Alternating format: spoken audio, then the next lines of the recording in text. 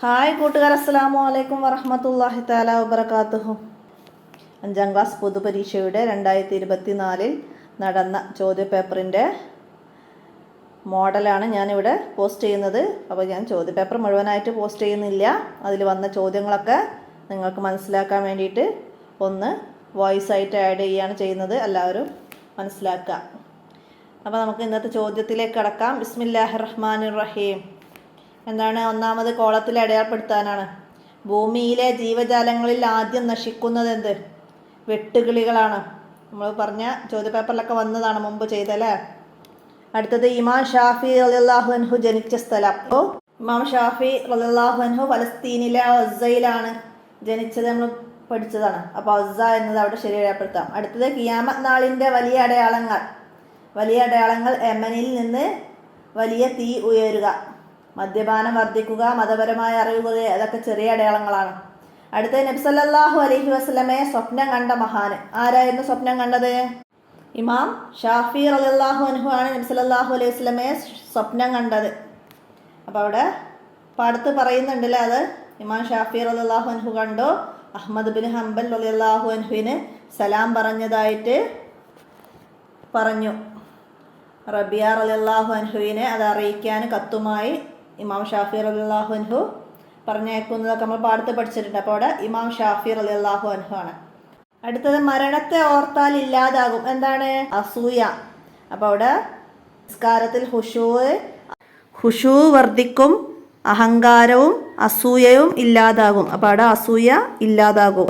Pineapple, കൈതച്ചക്ക എന്നാണ് അർത്ഥം. എന്തിൻ്റെതായിരുന്നു? അനനാസ് ആണ് പൈനാപ്പിൾ എന്നതിൻ്റെ അറബി. നമ്മൾ ആ പാഠം റിവിഷൻ ചെയ്യുമ്പോഴൊക്കെ പറഞ്ഞിട്ടുണ്ട്. അതിൽ നിന്ന് വെജിറ്റബിൾസും ഫ്രൂട്ട്സും ഒക്കെ നന്നായിട്ട് പഠിക്കുകയാണ്. അപ്പോൾ ഇന്നാണ് വന്നത് അറബി പാഠം അല്ലേ. അടുത്ത ചേരുംപടി ചേർക്കാനാണ്. 7ാം വയസ്സിൽ ഖുർആൻ മനഃപ്പാഠമാക്കി ആര്? ഇമാം ഷാഫി റളിയല്ലാഹു അൻഹു. ഇമാം ഷാഫി റളിയല്ലാഹു അൻഹു ആണ് 7ാം വയസ്സിൽ ഖുർആൻ മനഃപ്പാഠമാക്കിയത്. അപ്പോൾ അതിൻ്റെ ലെറ്റർ നമുക്ക് ഡി എന്ന് അവിടെ എഴുതി കൊടുക്കാം. അടുത്തത് ബാഗ്ദാദിൽ ജനിച്ചത് ആരാണ്? ഓപ്ഷൻ സി, ഇമാം അഹ്മദ് ബിൻ ഹംബൽ റളിയല്ലാഹു അൻഹു ആണ് ബാഗ്ദാദിൽ ജനിച്ചത്, ഇറാഖിലെ ബാഗ്ദാദിൽ. അടുത്തത് ഹുജ്ജത്തുൽ ഇസ്ലാം എന്ന ആരുടെ പേരായിരുന്നു? ഇമാം ഒസ്സാലി റളിയല്ലാഹു അൻഹു. ഇമാം ഒസ്സാലി റളിയല്ലാഹു അൻഹു ആണ് ഹുജ്ജത്തുൽ ഇസ്ലാം. അടുത്തത് ഹിദായത്തുൽ അദ്കിയായിന്റെ രചയിതാവ് ആരാണ്? ഓപ്ഷൻ എ, സൈനുദ്ദീൻ മഖ്ദൂം റളിയല്ലാഹു അൻഹു. സൈനുദ്ദീൻ മഖ്ദൂം റളിയല്ലാഹു അൻഹു ആണ്. അടുത്തത് എന്താണ്? കേരളത്തിൽ മതപ്രബോധനം നടത്തിയത് മാലിക് ബിൻ ദിനാർ റളിയല്ലാഹു അൻഹു ആണ്. താജുദ്ദീൻ എന്നവരുടെ കൂടെ കേരളത്തിലെ പ്രബോധനം നടത്താൻ വന്നത് മാലിക് ദിനാർ റളിയല്ലാഹു അൻഹു ആണ്. അതിൻ്റെ ബി എന്നത് നമുക്ക് അവിടെ എഴുതപ്പെടുത്താം. അടുത്ത വിട്ട ഭാഗം പൂരിപ്പിക്കാനാണ്. ഇമാം ഷാഫി റളിയല്ലാഹു അൻഹുവിന് ഡേഷാം വയസ്സിൽ ഫത്വ നൽകാൻ അനുവാദം ലഭിച്ചു. 15ാം വയസ്സിലാണ് അദ്ദേഹത്തിന് ഫത്വ കൊടുക്കാൻ അനുവാദം ലഭിച്ചത്. മനസ്സിലാക്കുക. അടുത്തത് സ്ത്രീകളുടെ എണ്ണം ഖിയാമത്ത് നാളിൻ്റെ അടയാളമാണ്. സ്ത്രീകളുടെ എണ്ണം കൂടും, അത് ഖിയാമത്ത് നാളിൻ്റെ അടയാളമാണ്. അടുത്ത പൊതുസ്ഥലങ്ങളിൽ മാലിന്യങ്ങൾ നിക്ഷേപിക്കരുത്. വിട്ടഭാഗം മാലിന്യങ്ങൾ എന്ന് എഴുതണം. അടുത്തത് ഇമാം അഹ്മദ് ബിൻ ഹംബൽ റളിയല്ലാഹു അൻഹു ഡേഷിലധികം ഹദീസുകൾ മനഃപ്പാഠമാക്കി. എത്രയാണ്? 10 ലക്ഷത്തിലധികം ഹദീസുകൾ അദ്ദേഹം മനഃപ്പാഠമാക്കിയിരുന്നു. 10 ലക്ഷത്തിലധികം ഹദീസുകൾ. മനസ്സിലാക്കുക. രോഗസന്ദർശനം ഡേഷ് ഓർക്കാൻ സഹായിക്കും. എന്താണ്? മരണത്തെ ഓർക്കുന്നതിന് സഹായിക്കും. രോഗസന്ദർശനം മരണത്തെ ഓർക്കുന്നതിന് സഹായിക്കും. അടുത്തത് മാതാ തബഴി, ചോദ്യചിഹ്നാണ്. അബഴി ഷൈന മിനൽ ഡേഷ് ഇദായിയ മിനൽ മവാദിൽ ഇദായിയ. അവിടെ മാതാ തബഴി, നിങ്ങൾക്ക് എന്താണ് വേണ്ടത്? അപ്പം അബഴി ഷൈനം മിനൽ മവാദിൽ ഇദായിയ, എനിക്ക് കുറച്ച് ഭക്ഷ്യവസ്തുക്കൾ വേണം എന്നതാക്കിയിട്ടാണ് അവിടെ എഴുതേണ്ടത്. മനസ്സിലാക്കുക. ഞങ്ങളെ മവാദിൽ ഇദായിയ, മവാദിൽ മൻസിലിയ എന്ന പാഠത്തുനിന്ന് വന്നതാണ്. അപ്പോൾ അതങ്ങനെയാണ് വന്നത്. നമ്മളാരും പ്രതീക്ഷിക്കാത്തൊരു ചോദ്യമാണ് ഇന്ന് വന്നത്.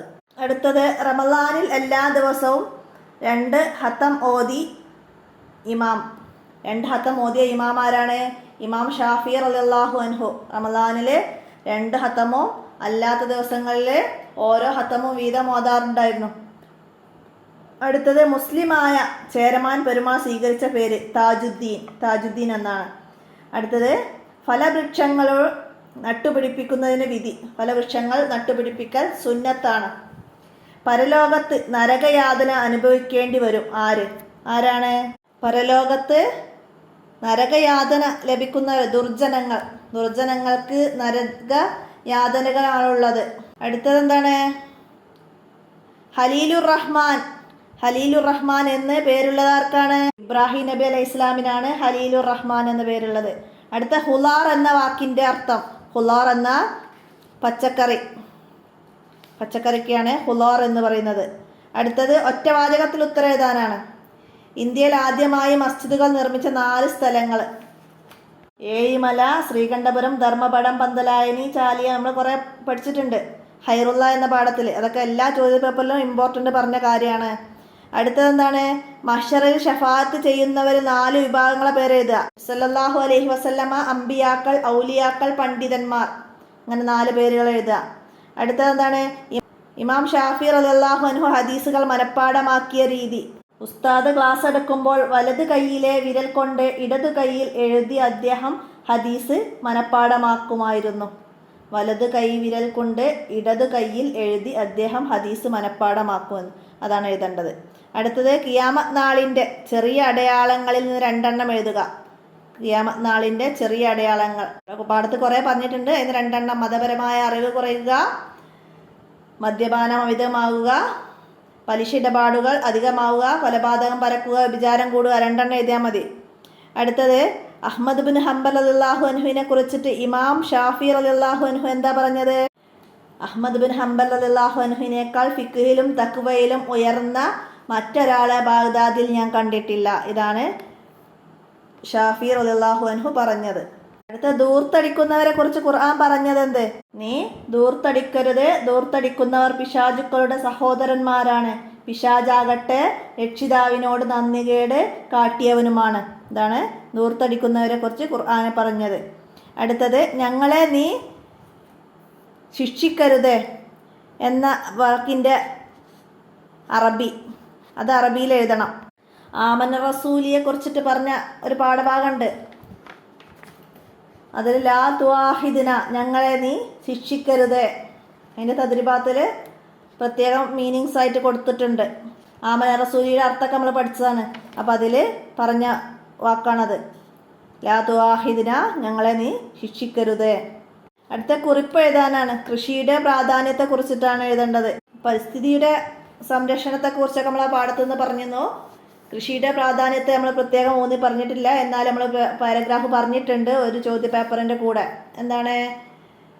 തണൽ മരങ്ങളും ഫലവൃക്ഷങ്ങളും നട്ടുപിടിപ്പിക്കൽ സുന്നത്താണ്. കൃഷിയിൽ നിന്നും ജീവജാലങ്ങൾ ഭക്ഷിക്കുന്നതിന് കർഷകന് പ്രതിഫലം ലഭിക്കും.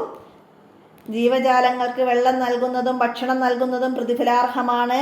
ഒരു മുസ്ലിം ചെടി നടുകയും അതിൽ ഒരു മുസ്ലിം ചെടി നട്ടു അല്ലെങ്കിൽ കൃഷി ചെയ്തു അതിൽ നിന്ന് പക്ഷികളോ മനുഷ്യരോ മൃഗങ്ങളോ ഭക്ഷിക്കാനിടയായി എന്നാൽ അത് അവന് സ്വതക്കയായി മാറും. അപ്പോൾ കൃഷിയുടെ പ്രാധാന്യത്തെക്കുറിച്ച് ഇത്രയും എഴുതാം. അടുത്ത പിന്നെ മരണമാണ്. മരണത്തെക്കുറിച്ചിട്ടാണ് നമുക്ക് 5 വരിയിൽ കുറയാതെ എഴുതേണ്ടത്. ഹാദിമുൽ ലദാത്ത് എന്ന പാഠത്തിൽ നിന്ന്. മരണം എല്ലാവർക്കും അനിവാര്യമാണ്. മരണത്തെ ഭയക്കുകയല്ല ഓർക്കുകയാണ് വേണ്ടത്. അക്സിറു ദിക്ര ഹാദിമുൽ ലദാത്തിൽ മൗത്ത്. എല്ലാ സുഖങ്ങളെയും മുറിച്ചു കളയുന്ന മരണത്തെ ഓർക്കുന്നത് നിങ്ങൾ വർദ്ധിപ്പിക്കുക. നമ്മുടെ മരണസമയം എപ്പോഴാണെന്ന് നമുക്കറിയില്ല. അതുകൊണ്ട് എപ്പോഴും മരണത്തെ പ്രതീക്ഷിക്കണം. സന്തോഷത്തോടെ മരിക്കാൻ കഴിയുന്നവരാണ് ഭാഗ്യവാന്മാർ. വിശ്വാസം ഉൾക്കൊള്ളുകയും അല്ലാഹു തആലയുടെ തൃപ്തി ആഗ്രഹിച്ച് സൽക്കർമ്മങ്ങൾ അനുഷ്ഠിക്കുകയും ചെയ്യുന്നവർക്ക് അതിന് ഭാഗ്യം ലഭിക്കും. ഇത്രയും കാര്യങ്ങളൊക്കെ എഴുതി നമുക്ക് 5 വാക്കിൽ കുറയാതെ എഴുതാം.